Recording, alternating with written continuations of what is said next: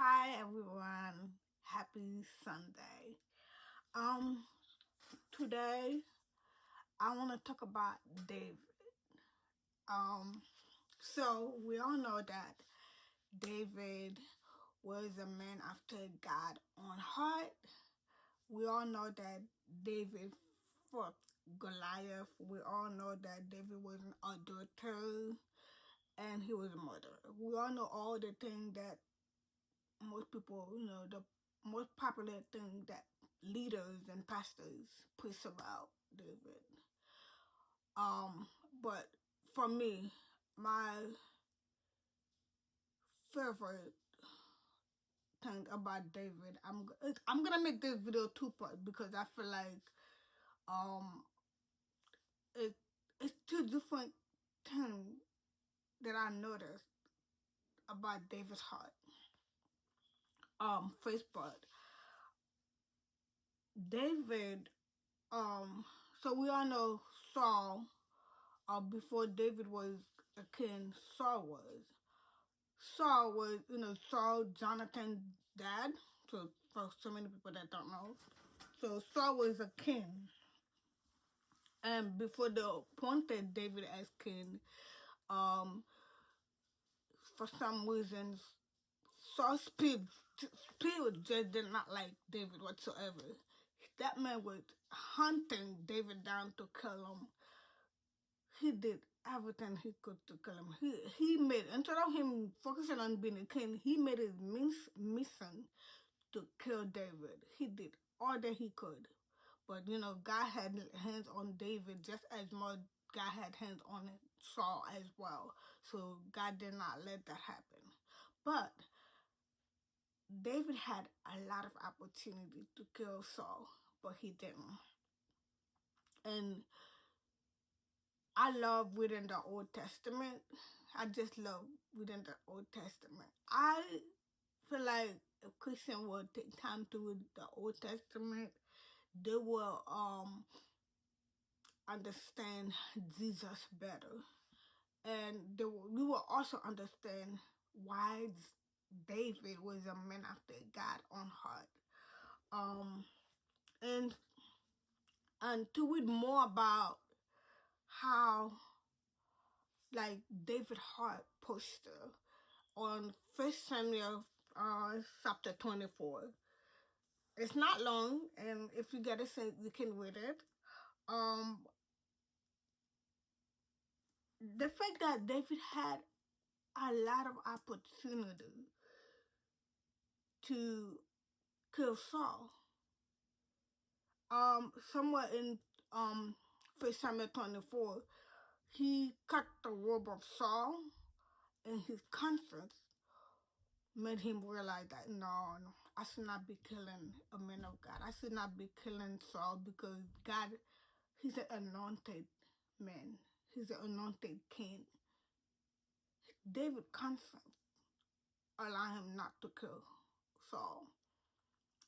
And that's how, you're able to see how much of a good heart David had. Even though people was like, yeah, man, God delivered you, delivered Saul to you. Now it's your opportunity to go ahead and kill him. He was like, no, bro, I ain't gonna do that. Because I know my God, that's God anointed king. So I'm not gonna do that. Along the verse, let me see if I can find it. The crazy thing is, when Saul realized, Saul was like, dang, I gotta kill you, and you're gonna spare my life? And he said something, Saul said something to me that made me realize about the power of forgiveness. Because David forgave Saul, even though this man, really was trying to kill him. He said, let's find it.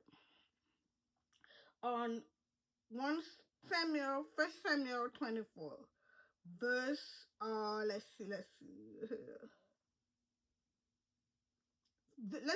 be 16 to, let's start with 16.